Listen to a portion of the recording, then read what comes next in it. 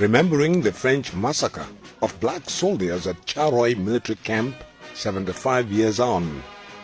Today, December 1st, 2019, marks exactly 75 years after the grand massacre of African colonial soldiers who fought to liberate France during the European Tribal War, also known as the Second World War. As part of iGambia's effort to keep on honoring African heroes, we chose to remember our African commandos who fought to liberate France but were later paid back with painful execution for demanding what rightfully belongs to them. During the Second World War, a team of African soldiers referred to as tirailleurs Senegalese, which translates as Senegalese sharpshooters, were recruited not only from Senegal, as the name suggested, but from a combination of African countries like Togo, Guinea, Mali, Senegal, Burkina Faso, Chad, Gabon, Ivory Coast, Central African Republic, and Benin, mostly against their will to be part of a multi-racial army to liberate France from the German forces. Black soldiers formed a larger part of the entire French army relative to the number of French soldiers involved. They were used to fight in Italy and along the Mediterranean coast.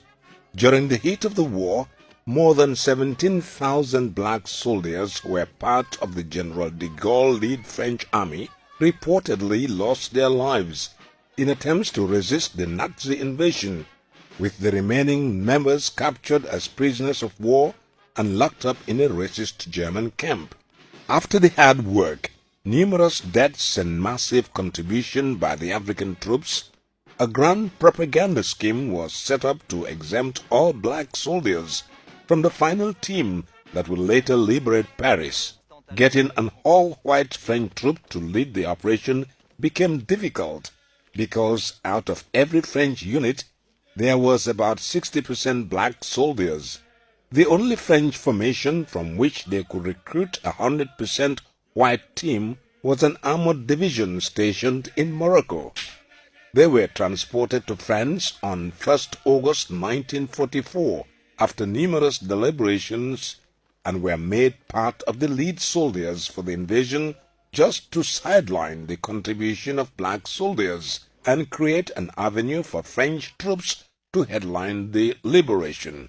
After this painful exclusion from the glorious moment, the black soldiers were sent back to Africa without pay and held in a demobilization camp in Charleroi, Senegal. To worsen everything, the payment structure set to reward the soldiers was discriminatory and actually favors the white soldiers than the black. All these treatments attracted a protest during which they allegedly held a French general captive to help drive home their demands that the French failed to listen to. Est-ce qu'il est guerre? Il y a balle comme ça pour blanc, balle comme ça pour métis, balle comme ça pour originaire, et petit balle comme ça pour combattant. The soldiers demanded, among other things, an equal pay with their European counterparts, better treatment, and also the release of their salary arrears. This protest was termed a rebellion against the French power, and in return, French soldiers opened fire on these unarmed black soldiers who were only protesting for their rights. According to war veterans, about 300 to 400 of them were reportedly killed on the 1st of December 1944, with a few survivors imprisoned, but the French recorded only 35 deaths in official documents after using deadly weapons like armored cars, machine guns, as well as a U.S. Army tank. This grand massacre was carried out at the blind side of the unsuspecting general public.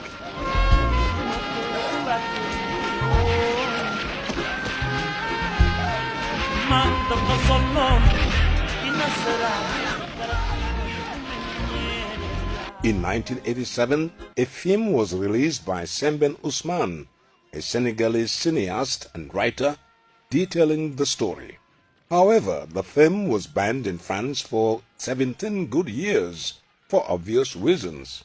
Painfully, the French government, in attempts to bury this inhumane man massacre, down history, reportedly employed several mechanisms to justify the mass shooting, including the creation of an impression that the tirailleurs fired a gun at them first.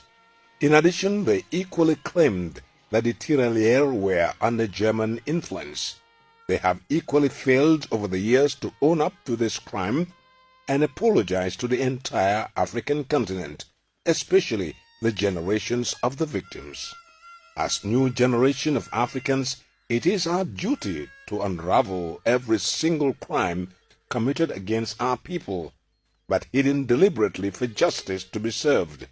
Whether France recognizes this or not, we will let the whole world know our ordeal and give much respect to these gallant soldiers for their contribution towards the liberation of France, whom turned around to pay them back with painful deaths. May their souls rest in peace.